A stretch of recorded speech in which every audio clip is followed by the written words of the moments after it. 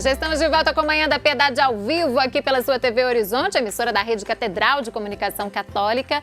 E lembro a você que está nos acompanhando aí do outro lado que tem o nosso aplicativo Rede Catedral. Se você ainda não tem aí no seu smartphone, no seu tablet, basta você baixar de graça, viu? Não vai cobrar nada por isso não. Então, Rede Catedral, baixe o aplicativo aí no seu celular. Outra forma de você nos acompanhar ao vivo também é lá no Facebook da TV Horizonte, facebook.com.br/TV Horizonte Oficial. Também no site da TV Horizonte, né? tvhorizonte.com.br.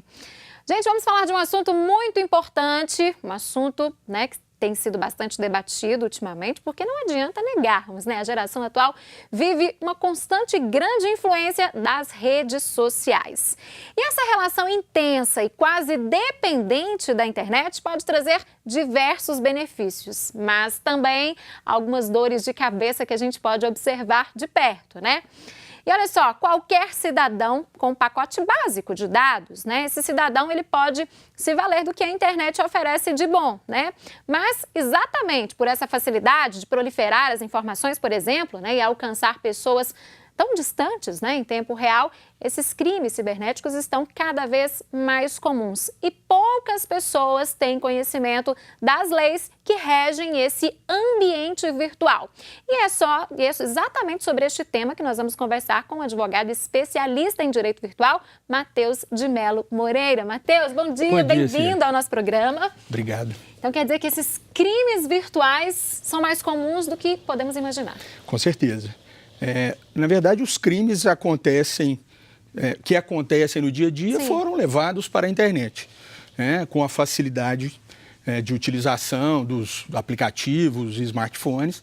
Então, eles foram levados, infelizmente, para o ambiente virtual. Não é só o lado bom, como a gente falou, né? A tecnologia facilita tanta coisa, né, Matheus? Mas aí tem o outro lado que as pessoas usam negativamente também. Queria que você explicasse para quem está em casa sobre esses tipos de crime. Quais são os tipos mais comuns? Normalmente, os mais comuns são os crimes contra a honra. A calúnia, a injúria e a difamação. Esses acontecem praticamente todo dia ou a todo momento. Existem crimes específicos, como a invasão de dispositivos de informática, e os crimes contra telecomunicações e etc. Mas os mais comuns, normalmente, os crimes contra a honra. E tem uma lei específica para esse tipo de crime? Não, para esses não. Esses estão tipificados no Código Penal. A maioria dos crimes que acontecem, na verdade, não são o que a gente chama de crimes próprios. Eles são crimes impróprios. Eles acontecem, estão tipificados ou no Código Penal ou na legislação específica, mas eles utilizam o meio internet para se propagar. Ou seja, um sujeito, ele usa da internet, por exemplo, para cometer o estelionato. O estelionato é um crime que está lá no Código Penal. Então, no Brasil, não temos muitas leis específicas para crimes virtuais ou crimes digitais, enfim. Agora, por exemplo, o WhatsApp, né, que é um aplicativo que as pessoas usam muito para se comunicar instantaneamente. E aí tem os grupos lá, sim, de WhatsApp, que as informações propagam numa velocidade incrível, são correntes, são informações que, na maioria das vezes, boa parte, né, não são verídicas. E uma determinada pessoa se sente caluniada, por exemplo, por uma imagem ou por algum assunto, algum comentário que está sendo feito em um determinado grupo. O que essa pessoa pode fazer? Bom, inicialmente, o que se deveria fazer era entrar em contato com o administrador ou com os administradores do grupo e pedir que fossem tomadas algumas providências. Mas, na ocorrência de ilícito, um crime, ou se essa pessoa se sentiu ofendida, né, na sua esfera moral, ela pode imediatamente, para garantir ali uma prova, fazer um print screen daquela mensagem, tentando preservar o máximo possível aquele contexto, mas o ideal é que ela procure um advogado, obviamente, e ela faça uma ata notarial. É um documento que é feito do cartório. Então, você leva o seu aparelho até o cartório, mostra para o tabelião, enfim, o atendente do cartório, fala, olha, eu queria que você registrasse isso em uma ata notarial. Então, no cartório, primeiro passo. No cartório. E isso aí faz uma prova cabal, irrefutável. Porque, afinal de contas, quem está atestando que aquilo estava naquele grupo é o tabelião. Certo? Então, o primeiro passo é procurar um cartório para garantir aquela prova, para transformar aquela mensagem numa prova. Caso contrário, ela pode ser combatida aí num processo O outro advogado, o advogado lá do réu, enfim, ele falou, não, essa prova foi produzida, ela não retrata fielmente o que foi dito ali naquele grupo. Bom, e da mesma forma também no Facebook, no Instagram, nesses grupos, né, que tem nessas redes sociais também? Sim, da mesma forma. Muitas vezes a gente ouve alguns especialistas até em outras, faça um print screen, salve aquela mensagem, aquilo ali resolve. Aquilo ali a gente chama de indício de prova. Ela falou, olha, realmente aconteceu, me parece que aquilo aconteceu, mas o ideal é uma ata notarial. Agora, em relação a esses grupos de WhatsApp, o administrador ou os administradores de determinados grupos, onde estão sendo veiculadas, propagadas ali algumas informações que não são verídicas ou difamatórias, eles podem sofrer algum processo por isso? Certamente, temos decisões, algumas até controversas, divergências de jurisprudência, mas já temos condenações contra administradores de grupo. Muitas vezes porque eles foram omissos, eles deveriam ter tomado alguma atitude ou banido o ofensor daquele grupo ou feito com que ele se retratasse, e quando isso não acontece, ou até tem um caso específico que uma administradora, inclusive, entrou que ela achou que fosse uma brincadeira e ela mandou carinhas, risos e etc., ela foi condenada a pagar aproximadamente R$15 mil de indenização por dano moral. Tem que ter muito cuidado, né? Porque a pessoa que é administradora, querendo ou não, ela assume uma responsabilidade sobre aquele grupo ali, né? Exatamente. Esse é o entendimento. É que ela é a pessoa responsável por cuidar, zelar pelas pessoas e pelo bom clima ali dentro daquele grupo. Agora, doutor Matheus, nós temos uma pergunta da Juliana Castro, lá do bairro Juliana. Um abraço para você, viu? Olha só, imagino que muitos casos como o dela já tenham chegado para vocês. Hackearam a minha conta em uma rede social, o que eu posso fazer? Bom, aí a gente tem talvez uma interpretação incorreta. Quando a gente fala de hackear, a gente pensa muito em um sujeito especialista em tecnologia, tem muito conhecimento, ou ele é formado mesmo na área, ou ele é autodidata, enfim, e que ele utiliza dos conhecimentos dele para obter vantagens. Sim. O que acontece muito aqui no Brasil é que as pessoas utilizam, tem um dado recente, eu não vou me lembrar valores, números, mas assim, mais de 50% das senhas utilizadas nos smartphones, nos aplicativos, enfim, para acessar esse 1, 2, 3, 4, 5, 6. É uma senha muito óbvia, né?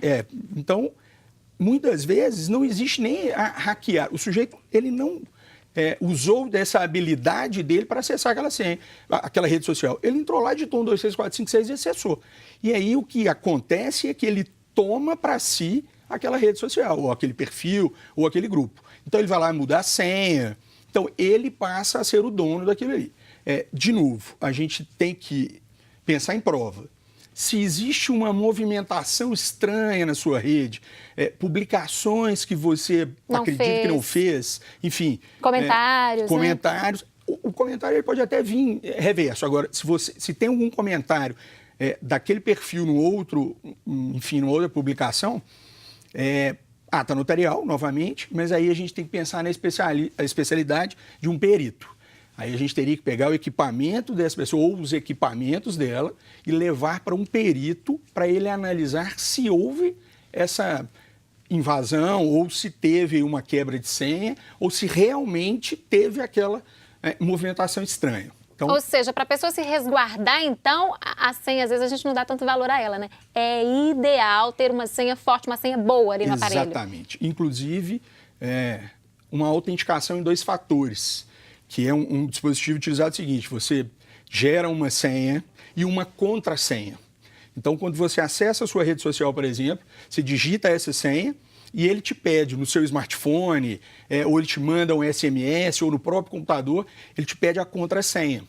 E existem, inclusive, aplicativos de celular que eles geram senhas e as contrassenhas, fazem essa administração e controle de que fulano acessou. Então, qual que é a contrassenha? E aí a gente pensa que se alguém tentar utilizar aquela rede social, até mesmo o aplicativo vai te falar, olha, tem alguém tentando. E avisa mesmo. Exatamente. Né? Já aconteceu até mesmo de eu usar minha rede social em outro equipamento que eu não estava habituada e ele avisa, manda uma mensagem. Exatamente. Né? Então, essa é questão de segurança. Então, senha do aparelho e uma senha forte em todas as redes sociais. Em todos os aplicativos, em e-mail, na senha do computador, na senha ou no código para utilizar o smartphone. Isso aí, sem dúvida. Agora, as pessoas às vezes reclamam, gente, mas é tanta senha que a gente acaba esquecendo mesmo, né? E usam a mesma senha. Isso é um erro também, né? Completamente. Porque, nesse mesmo sentido, a gente pode pensar que um fraudador, um estelionatário, enfim, uma quadrilha, se ele tem acesso à rede social da pessoa,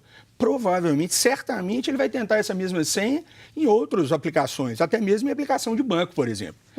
Então, isso é senha forte sempre. Contra-senha aí com autenticação de 2 fatores é o ideal. Agora, como que é possível solucionar problemas daquelas pessoas que criam perfis falsos nas redes sociais e começam a difamar um monte de informações? Como que é, nesse caso, a atuação da justiça? Olha só, existe uma falsa sensação de anonimato na internet. Então, o sujeito acha que ele cria um perfil... Isso não é verdade mais hoje, né? Não, absolutamente. Ninguém fica no anonimato. Não, ninguém. Pode ser que a gente demore um tempo até chegar nessa pessoa. De novo, pensando em especialidades, a gente nota que aqui no Brasil a gente não tem a figura desse hacker, que seria esse técnico, enfim, especialista. A gente tem aproveitadores, e muito criativos, inclusive. Eles criam sites, mandam e-mails, de forma... e criam golpes sofisticados até, mas não na especialidade tecnológica. Então, eles captam as informações dessas pessoas ou das pessoas, assim, mandam e-mails falsos, criam páginas parecidas com as de banco e etc. E aí eles vão criando aquele contexto ali para a pessoa, às vezes até entregar as outras senhas dela, enfim. Agora, provedor de... Pode concluir, por Desculpa. Novamente, para comprovação de ilícito na internet, ata notarial. É uma forma irrefutável. E procurar o advogado. O que a gente faz o Marco Civil da internet prevê que os provedores de aplicação e de conexão, que são aí os aplicativos e as operadoras de telefonia e de internet, essa é a minha pergunta. Eles têm que guardar dados. O que acontece é que esse período de guarda é muito curto. Pelo judiciário brasileiro. É curto quanto tempo, em média? Para os provedores de aplicação, um ano. E para os provedores de conexão, 6 meses. Então, o que acontece é que, até que a gente chegue a uma decisão judicial favorável para quebrar o sigilo daquela conta, o provedor pode virar e falar, eu não tenho esse dado mais porque eu não sou obrigado a guardá-lo. Então, ser rápido no momento de coletar a prova e procurar o judiciário é fundamental nesses casos. Para agilizar. Mas certamente chegaremos naquele perfil. Agora, no caso de fake news tão comuns, né, nos dias de hoje, as pessoas que replicam essa informação, que passam para frente em outros grupos sem checar a fonte, sem checar se aquilo é verdade, elas também podem ser penalizadas, doutor? Com certeza. Temos várias decisões, inclusive de comentários e curtidas em redes sociais. Ou seja, o sujeito postou uma ofensa, uma injúria, uma calúnia, uma difamação.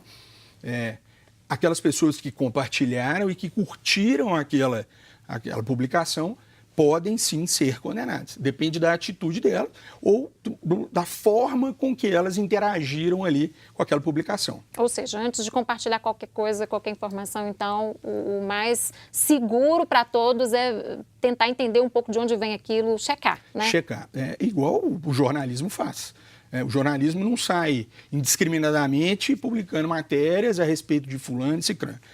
Checam fonte, procuram se existe uma investigação, enfim, quando estão falando de crimes, e aí eles publicam e são responsáveis. O mesmo acontece para o cidadão comum. Ainda mais que a internet amplificou aí a divulgação e a propagação de informações, mesmo as inverídicas.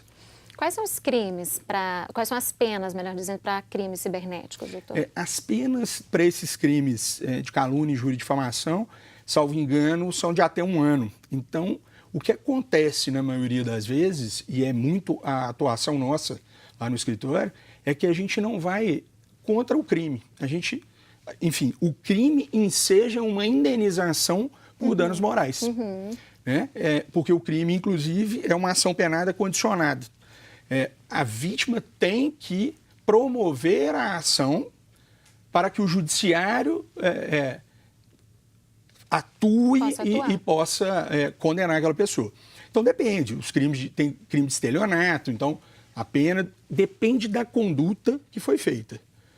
Mas os crimes contra a honra, normalmente, inclusive, não, que a gente, comumente, as pessoas procuram. Isso dá cadeia? Normalmente não. Não. Porque a pena é muito pequena, aí existe a transação penal. Mas a indenização, né? não quer. Mas cabe indenização e 2 processos, inclusive. Acontece, dependendo do grau, se é assim, se a gente pode dizer isso, mas, por exemplo, um diretor de uma empresa, de uma multinacional que é ofendido dentro lá do ambiente interno, em grupos de WhatsApp, por exemplo, da própria diretoria. A gente vai pensar que a gravidade aí seria maior do que, eventualmente, alguma pessoa que comentou um post numa rede social.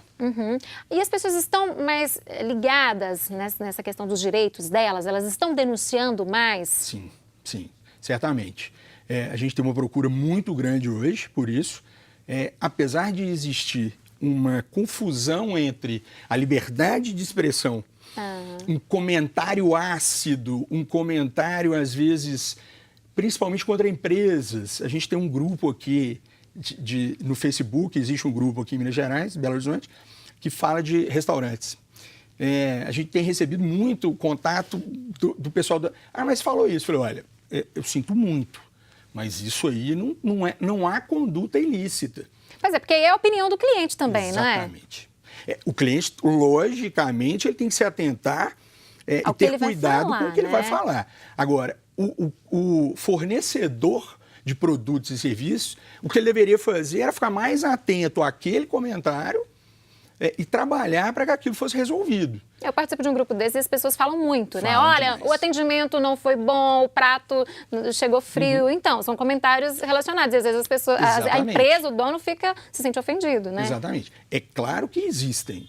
Nesse mesmo grupo, talvez seja o mesmo, eu já consegui, inclusive, a gente remove aquele comentário, aquelas curtidas, enfim, e eventualmente busca aí uma indenização pelos danos morais. Mas cada caso é um caso, depende de como foi colocado, as palavras que foram colocadas. Certamente. Né?